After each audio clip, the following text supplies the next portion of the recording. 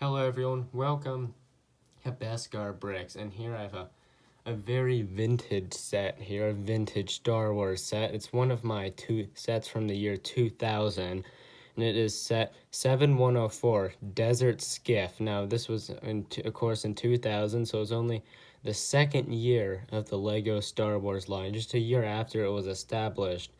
So there's quite a things here that are a bit different than than the things we are used to here. We're going to take a good in-depth look at this set.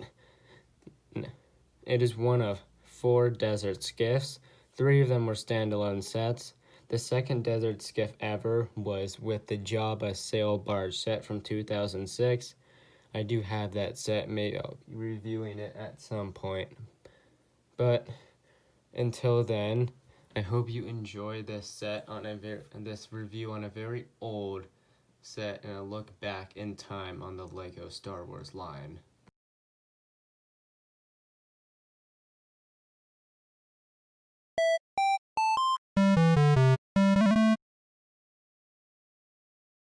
To start off this vintage review, we're first going to take a look at the original instructions manual that came with this set. This is actually a bit more interesting than you might think at first. So the first thing that I see personally that we don't have today is the name of the set is on the instruction manual.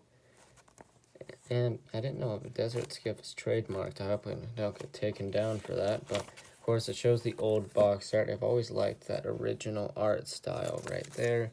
Of course, this is not a Lego System Star Wars set. I think only the first year of 1999 had those, but 2000 doesn't.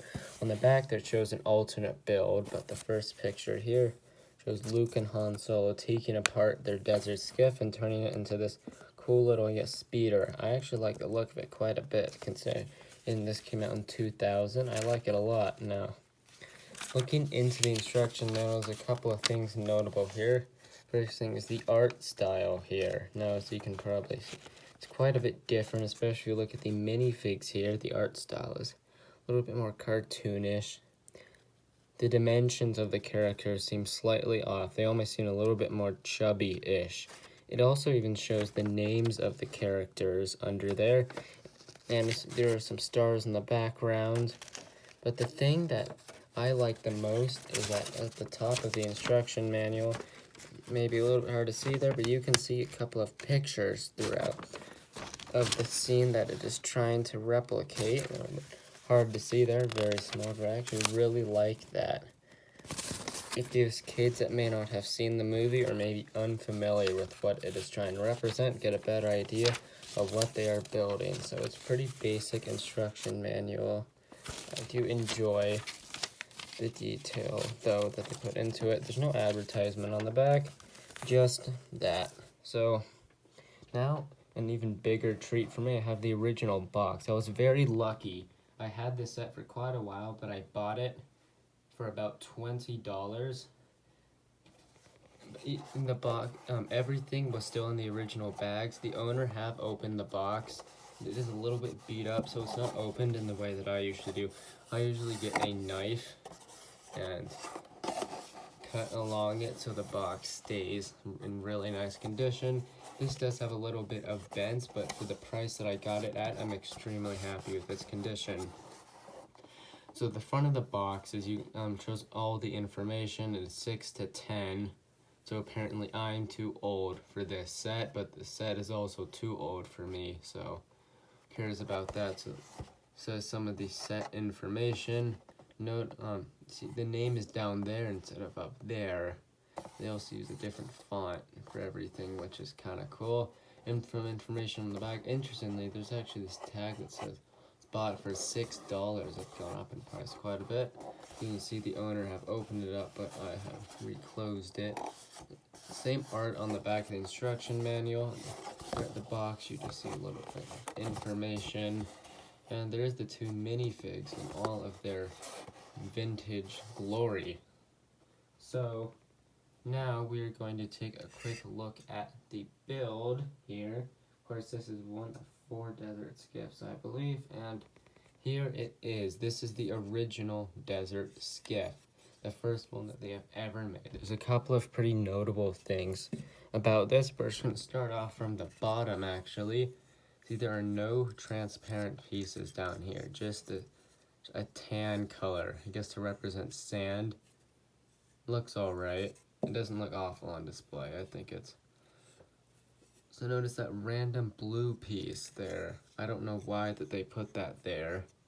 Seemed a little bit off, but you know, what are you gonna do? It's back in those days. There's one single piece used for this front. So it looks alright. It looks a bit awkward right here because there's an entire plate worth of space just missing, and it's actually hollow. You can see right there. There are even some studs for there's some anti-studs for connections there, so I don't see why exactly they did that, but it looks alright for what it is. It gives it its nice shape, but still, if that wasn't there, this would look a lot nicer, I think. There are also some railing. They use those railing pieces before in modern ones. There's this centerpiece, or I believe that is actually a container. The modern sets, but it doesn't look awful. It could definitely look better, but I think if they put a tile over it, some sort of tile, made it a tiled surface, would look much nicer there. On the back you have these. I may actually have those a bit forward too much, but or maybe not. But you have these back panels. I don't remember exactly what they are used for, but they can be articulated to your liking. Yeah, I think I'm actually supposed to go up like that. But you have these antenna pieces here that are used. I don't know exactly what on the Skiff they're actually used for. So, if anyone could tell me, I would just like to know exactly what these assemblies are just on their own. I've got to say, there are tan plates under here. Looks definitely slightly off in that regards, but doesn't look awful. There's some black inverted slopes there, and these pieces back here attached that to give them their articulation. They can actually all the way down there, so you can kind of turn that into some weaponry, which is kind of cool. Fun little customization that can be done with the set. And here is the plank. It's much more narrow than nowadays. It is not retractable. There's no studs for a minifigure. I guess at least they put it in. Just a bit. It's just a plate that just sticks out, or a tile piece. There's a decent amount of room to put minifigs. There are only 2 in the set, and there's also room in here for a driver's seat. There's these curved bricks to allow other minifigures to go in there. It would make some more bulk on, and this is how you drive it, which I think works relatively well. There's a couple of slopes to give it more of a shape. So in nowadays standards, this definitely would not cut it at all. But in 2000 standards, I think they did a pretty good job. In terms of pieces here, there's not really too much you get. The main draw for me personally is this big piece up here, and I do believe that this uses the old gray color. I think I'm gonna have to double check that in a bit, but not that bad. I'm definitely really happy to have the build. But next we're gonna take a look at the main draw of the set, which is the minifigures. Alright, so now we're gonna look at these old minifigures. They are in mint condition because I bought this set with them in the bag. I'm not really a kind of collector that likes to keep my Lego set sealed. I do have a sealed set. It's not Star Wars. Maybe I'll show you that at some point. Not in this video, though. That's not what you all are here for. We're here for the set, and the minifigures are definitely the biggest draw for me. And I think it really shows how far Lego has come detail-wise. This is only in the 2nd year of Lego Star Wars, of course. So there's quite a bit differences here with the minifigs. 2 things jump out to me immediately. The first one is probably the one that jumps out at you immediately is the skin tones of these minifigs. They use yellow skin tone. Now, I think the last time that this was used was in the 20th anniversary set, so while it was reintroduced very recently, the yellow skin tone, well, that was kind of for a special purpose. So this was before they were technically retired. So I'm gonna start off with the Luke Skywalker minifig so we can see the second thing of interest, which is his lightsaber. First thing, talk about the blade. It's kind of a yellowish greenish color. A little disappointing, but considering what they had back then, not too bad. Second thing is probably also caught your eye is how shiny that is. That is a chrome hilt. They don't make those anymore. I believe they used to chip and crack when kids used them too much, so I think it's good that they replaced it. But I'm gonna be honest, this looks so much better than the ones we have nowadays. But I think it was a worthy trade-off for kids to be able to get more use out of them. But look at that shine on it, how the light reflects off of it. It's really something wonderful to have. I'm glad that I get to have a couple of sets with these chrome hilts. Now his chest is very simple. I think they actually used that print for quite a while. I was surprised how long they used it, but it's a pretty decent print. In nowadays standards, it may not be as good, but I think considering the time that it was in, I think it gets the job done. This hair piece, I don't believe is not sorry, headpiece. I think it was also used for young Obi-Wan figures and maybe some other figures outside of the Star Wars line. I think it looks pretty good, especially considering the scene. Luke would not necessarily maybe be smiling in this scene. And he has this hairpiece which has been used, I think is still used on Jedi Knight Luke Skywalkers today. I think it's more of a dark tan, but they still use it, which I think is pretty interesting. It's been going on for quite a while. Yeah, it is in the normal tan color though. And the Han Solo over here, moving on to him, he has this shirt that I think both these figures might actually be exclusive to the set.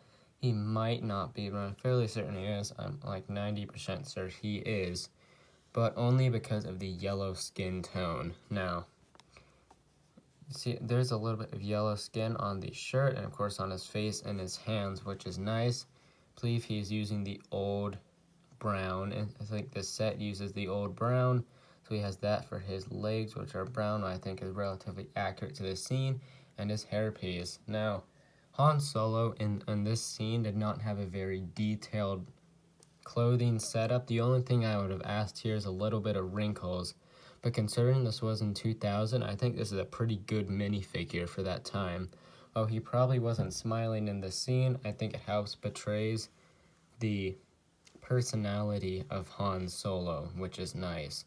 He's welded with a spear, which I would assume is to represent the scene where he's trying to drag Lando out of the Sarlacc pit, though neither the Sarlacc pit or Lando are included in this set. I think it's still a nice touch and adds an extra accessory for play. On the back, no torso prints. I don't believe they weren't doing them at this time, so nothing really of interest on the back.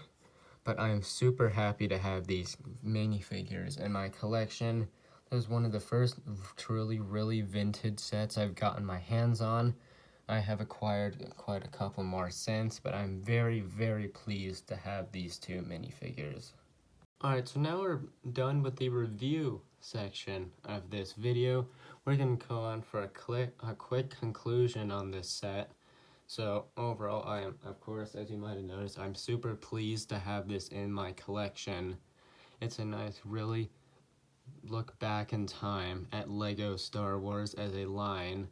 Now, going on to the more side of a critic, now let's say I think it's a pretty good set for 2002, but if we look at it in terms of playability, for example, the main thing of playability is just places to put figures, whether it's on there, around there, or driving it. That's really the main thing. Like, I guess you can say that maybe using that as like weaponry of some sort might be considered as play or posing them, but like, to be honest, in terms of what kids can get out of this, not that much. Now, But of course, they do get the 2 minifigures. I think having Han Solo have the spear, it actually adds to the playability quite a bit. Maybe kids can even make them enemies in their own imaginary scenarios. Now, a Scar-like pit, I think, would have what made this set much better. Even if it was a bit taller than this, it would have just added that extra bit of play value. Now, speaking of Scar-like pit, no, this is disappointing. Like, I think they've easily put a 2 stud wide plate there. It does add a nice little touch to the set. It makes it look a bit more maybe unstable, a more unstable look to it, which is make it look kind of nice. Now, when it comes to design of the skiff, it's pretty good. This is the part right here that gets me the most. Overall, I think they could have even fixed that back in the day. Everything else I can deal with mostly. There's a little bit of black bricks underneath, which may take away from the design a little bit, and that blue piece, while subtle, you can definitely notice. Now, I think the railings here are definitely high enough, well implemented. Could be better, well implemented. Same with a lot of this set. Could be better, but well done for the time. Now, in terms of a collector, I think this is a great collector item, not only because of its age, but some of the unique elements that were only present in the older sets, whether it is the box art like the alternate builds, some unique features about the instructions manual, the yellow minifigures, the chrome lightsaber, or the simplified build. I think this is definitely more of a collector's item, as myself, in terms of today. There's literally, my opinion, nothing that kids would get out of this. Of course, this is from the year 2000, so no kid should be really playing with this. I think some of these parts are definitely too old for that, especially that chrome hilt. But on display, this set looks really, really nice, and I'm super glad to have it. And that is all for today's video. If you enjoyed this video, feel free to support it in any way you can. If you'd like to leave a comment, I'd love to chat with anyone. And I'll see you in the next video.